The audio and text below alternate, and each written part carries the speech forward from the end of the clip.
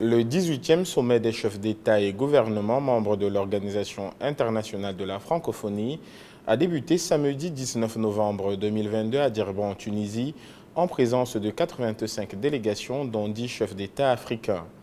Et pour les dirigeants africains, le sommet de Djerba devrait permettre au continent de jouer un rôle plus important dans le concert des nations francophones, ceci afin de mieux identifier et surmonter les problèmes auxquels font face les pays membres de l'Organisation internationale de la francophonie. C'est à nous de rêver d'un monde meilleur pour l'humanité tout entière, pour un développement universel fondé sur la justice et la liberté, sur les idéaux que l'on est appelé à partager ensemble au niveau de la planète tout entière. Dans son propos, la secrétaire générale de l'Organisation internationale de la francophonie a livré les premiers résultats du processus de transformation dans lequel elle a engagé l'organisation depuis 2018. Une action plus resserrée, plus proche du terrain, avec une légitimité accrue sur la scène internationale. Il faut dire que ces 4 dernières années, le climat a été peu favorable. Des tempêtes d'une violence exceptionnelle ont secoué le monde et l'espace francophone.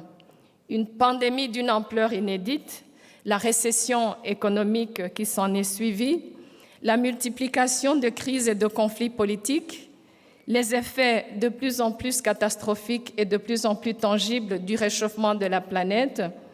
Mais je suis heureuse de vous dire que ces circonstances adverses ne nous ont pas empêchés d'avoir des résultats probants et encourageants.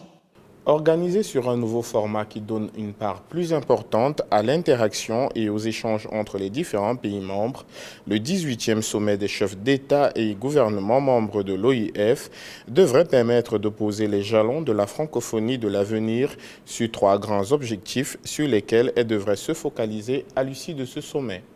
Je considère pour ma part que nous allons vers une francophonie renouvelée, où chaque pays a pleinement sa place.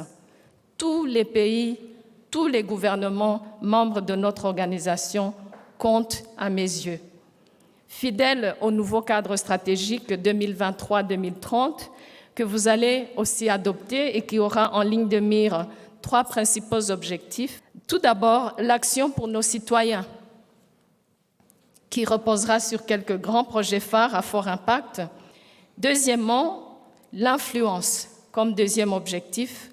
Dans notre monde fracturé, la francophonie doit demeurer en trait d'union, un forum privilégié d'écoute, d'échange, de dialogue, constamment en alerte pour éviter que les tensions ne dégénèrent en conflit.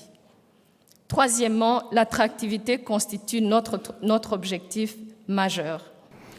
Le 18e sommet de l'Organisation internationale de la francophonie devait se tenir en novembre 2021, mais il a été reporté d'1 an afin de permettre à la Tunisie de pouvoir organiser cette importante rencontre dans de meilleures conditions, selon 2 communiqués publiés à l'époque par l'Organisation internationale de la francophonie et le ministère tunisien des Affaires étrangères. Pour Africa 24, Paul Marcel Mayagui, envoyé spécial à Djerba en Tunisie.